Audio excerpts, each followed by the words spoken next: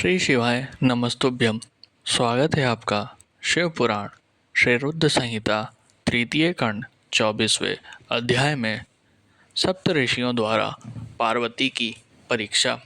ब्रह्मा जी कहते हैं, देवताओं के अपने अपने निवास पर लौट जाने के उपरांत भगवान शिव पार्वती की तपस्या की परीक्षा लेने के विषय में सोचने लगे।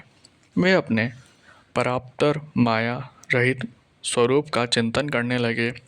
वैसे तो वह सर्वेश्वर और सर्वज्ञ हैं, वे ही सबके रचनाकार और परमेश्वर हैं।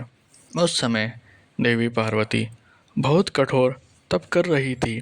उस तपस्या को देखकर स्वयं भगवान शिव भी आश्चर्यचकित हो गए। उनकी अटूट भक्ति ने शिवजी को विचलित कर दिया। तब भगवान शिव ने सप्त ऋषियों का स्मरण किया। उनके स्मरण करते ही सातों ऋषि वहां आ गए। वे अत्यंत प्रसन्न थे और अपने सौभाग्य की सराहना कर रहे थे। उन्हें देखकर शिवजी हंसते हुए बोले, आप सभी परम हितकारी व सभी वस्तुओं का ज्ञान रखने वाले हैं। गिरिराज हिमालय की पुत्री पार्वती इस समय सुस्थिर होकर शुद्ध हृदय से गौरी शिखर पर्वत पर घोर तपस्या कर रही है। उनकी इस तपस्या का एकमात्र उद्देश्य मुझे पति रूप में प्राप्त करना है। उन्होंने अपनी सभी कामनाओं को त्याग दिया है। मुनिवरों, आप सब मेरी इच्छा से देवी पार्वती के पास जाएं और उनकी दृढ़ता की परीक्षा लें। भगवान शिव की आज्ञा पाकर सातों ऋषि देवी पार्वती के पास तपस्या वाले स्थान पर चले गए। वहाँ देवी पार्वती तपस्या में लीन थी।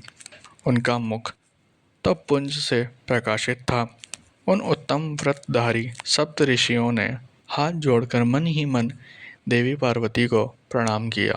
तत्पश्चात ऋषि बोले, हे देवी गिरिराज नंदिनी, हम आपसे ये जानना चाहते हैं कि आप किस लिए यह तपस्या कर रही हैं।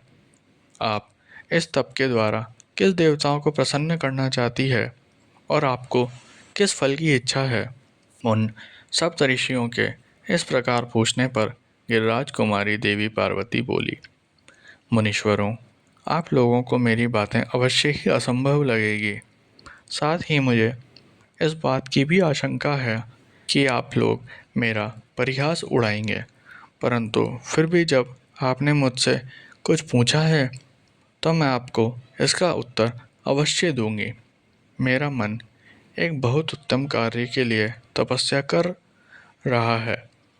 वैसे तो ये कार्य होना बहुत मुश्किल है, तथापि मैं इसकी सिद्धि हेतु पूरे मनोयोग से कार्य कर रही हूँ।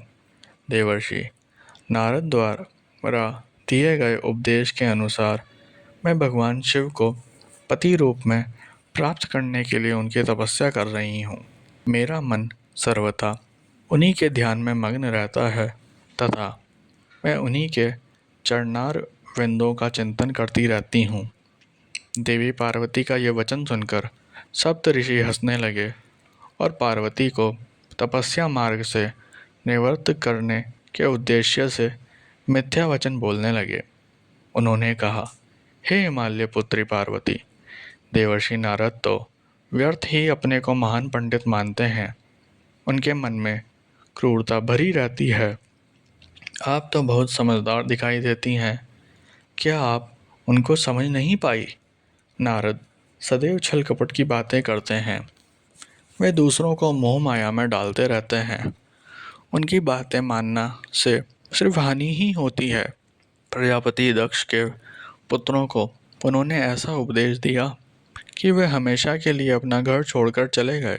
दक्ष के ही अन्य पुत्रों को भी उन्होंने बेघर कर दिया और वे भिखारी बन गए। विद्याधर चित्रकेतु का नारद ने घर उजाड़ दिया। प्रहलाद को भक्ति मार्ग पर चलवाकर और उन्हें अपना शिष्य बनाकर उन्होंने हिरण्यकशिपु से प्रहलाद पर बहुत से अत्याचार करवाए। मुनि नारद सदैव लोगों को अपनी मीठी मीठी वाणी द्वारा मोहित करते हैं, फिर अपनी इच्छानुसार सबसे कार्य करवाते हैं।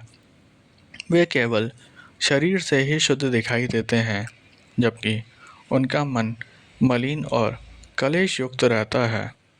वह सदैव हमारे साथ रहते हैं, इसलिए हम उन्हें भली भांति जानते हैं। वह देवी, आप तो अत्यंत विद्वान और परम ज्ञानी जान पड़ती हैं। भला आप कैसे नारद के द्वारा मूर्ख बन गई? देवी, आप जिनके लिए इतना कठोर तपस्या कर रही हैं, वे भगवान शिव तो बहुत उदासीन और निर्विकार हैं। वह सदैव काम के शत्रु हैं। हे पार्वती, आप थोड़ा विचार करके देखो कि आप किस प्रकार का पति चाहती हैं। आप मुनि नारद के बहकावे में न आए। भगवान शिव तो महान निर्लज, अमंगल रूप, काम के परम शत्रु, निर्विकार, उदासीन, कुल के हीन, भूतों व प्रेतों के साथ रहने वाले हैं। भला इस प्रकार का पति पाकर आपको किस प्रकार का सुख मिल सकता है? नारद मुनि ने अपनी माया से तुम्हारे ज्ञान और विवेक को पूर्णतया नष्ट कर दिया है और तुम्हें अपनी छल कपट प्रपंच वाली बातों से छला है। देवी, कृपया आप यह सोचें कि इन्हीं शिव शंकर ने परम गुणवती सुंदर दक्ष पुत्री सती के साथ विवाह किया था। उस बेचारी को भी उनके साथ अत्यंत दुख उठाने पड़े। भगवान शिव सती को त्याग कर पुनः अपने ध्यान में निमग्न हो गए। वे सदा अकेले और शांत रहने वाले हैं। वे किसी स्त्री के साथ निर्वाह नहीं कर सकते। तभी तो देवी सती ने इसी दुख के कारण अपने पिता के घर जाकर अपने शरीर को योगाग्नि में जलाकर भस्म कर दिया था।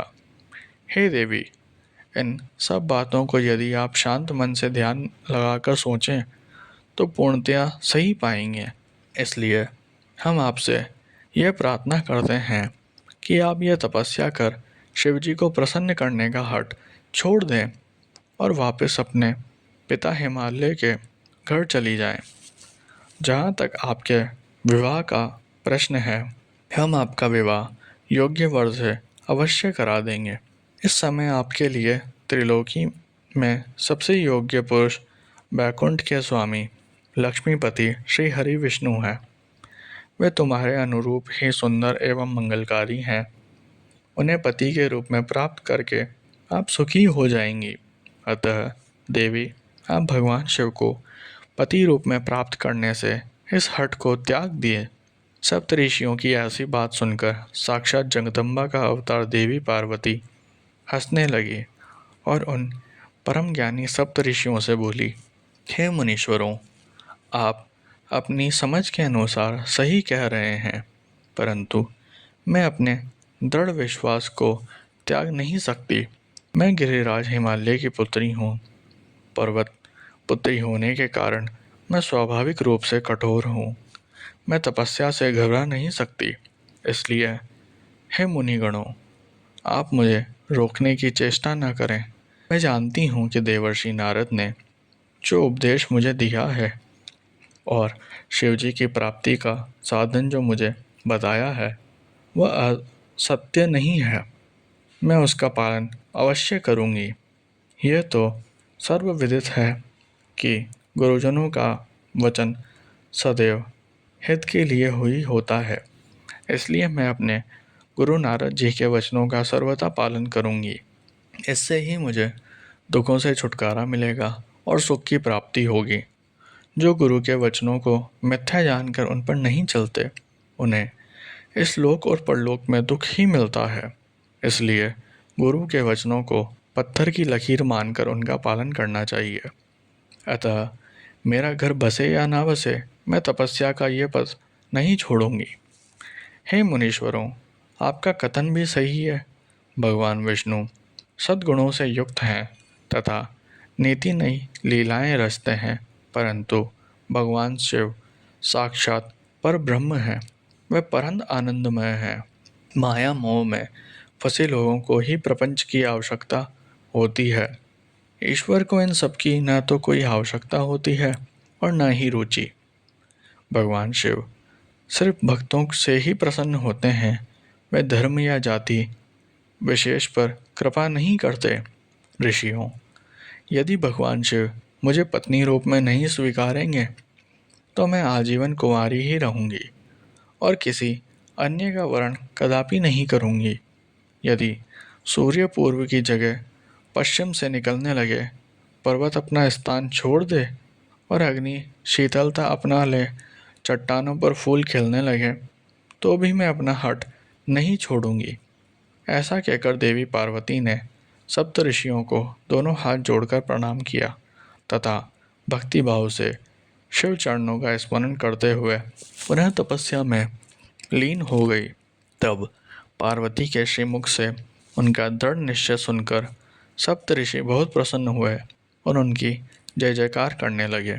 उन्होंने पार्वती को तपस्या में सफल होकर भगवान शिव से मनोवांछित वरदान प्राप्त करने का आशीर्वाद दिया।